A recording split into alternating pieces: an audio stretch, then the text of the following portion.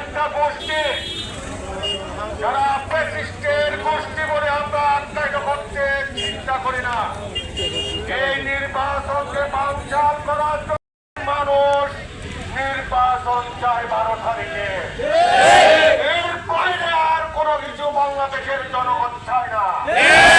তাই আমাদেরকে খবর দিতে হবে এই ধরনের যারা নির্বাচনকে বানচালের পায়তারা করে তাদেরকে রুখে দিতে হবে।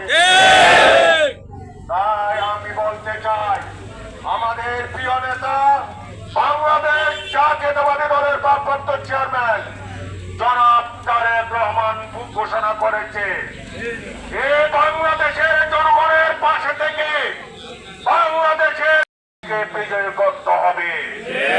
শহরে হবে বাংলাদেশ সমৃদ্ধশালী বাংলাদেশ।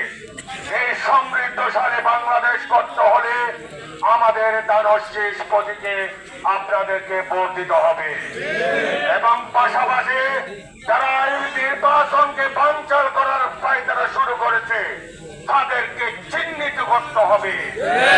বাংলাদেশের জনগণ এই আন্দোলন 17 বছর আন্দোলন করার ফসল কিন্তু এই নির্বাচনকে বানচাল করার নয়।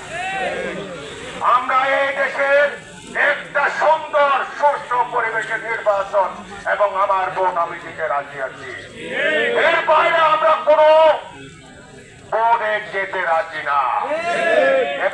এখনো পর্যন্ত বাংলাদেশের জনগণ অধীর আগ্রহে বসে আছে কখন 12 তারিখ আসবে, কখন 12 তারিখ ফেব্রুয়ারি আসবে।